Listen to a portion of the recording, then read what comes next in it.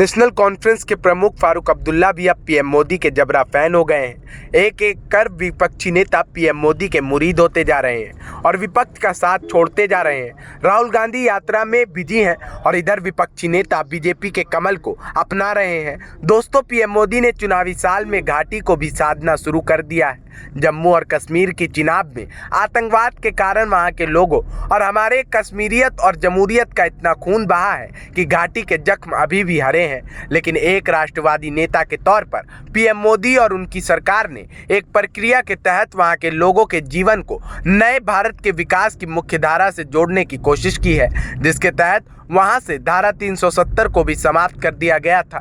सिंधु में फिर से विकास की अविरल धारा बहने लगी है और चिनाब आतंकवाद के कोप से बाहर आने लगी है। पीएम मोदी की राष्ट्रवादी सरकार ने खूब कोशिश की कि किसी भी तरह से कश्मीर में फिर से जमहूरियत और कश्मीरियत को स्थापित किया जाए। तमाम विकास की परियोजना वहां लागू की गई। जो एक जमाने में पीएम मोदी की नीतियों के धूर विरोधी थे, वो आज पीएम मोदी के फैन हो चुके हैं। चाहे फिर वहां नेता शेहला रशीद हो या नेशनल कॉन्फ्रेंस के नेता फारूक अब्दुल्ला। कैसे बताते हैं आपको इस रिपोर्ट में। जम्मू और कश्मीर पहुंचे पीएम नरेंद्र मोदी ने क्षेत्र को 30,000 करोड़ रुपए से ज्यादा की सौगातें दी।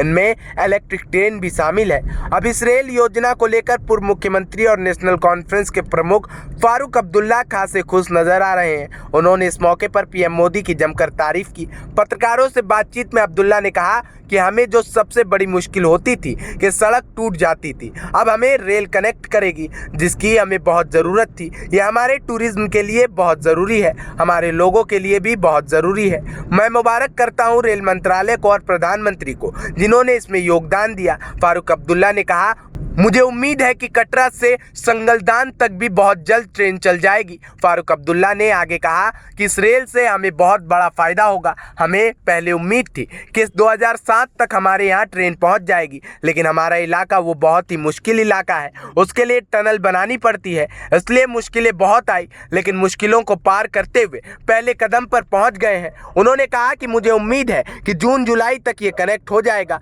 तो देखा आपने कैसे फारूक अब्दुल्ला ने कांग्रेस की पूर्व की सरकार की पोल खोल दी है कि उन्हें उम्मीद थी कि 2007 तक उनके यहाँ ट्रेन पहुंच जाएगी। कांग्रेस ने 60 सालों तक देश में राज किया, लेकिन पीएम मोदी ने 10 साल में ही दिखा दिया है कि देश की विकास के लिए काम करना किसे कहते हैं। और ये बात अब इंडी गठबंधन में शामिल कांग्रेस के साथी भी कह रहे हैं। Bureau report OMH news. और भी वीडियोस देखने के लिए चैनल को सब्सक्राइब करें और बेल आइकन को दबाएं।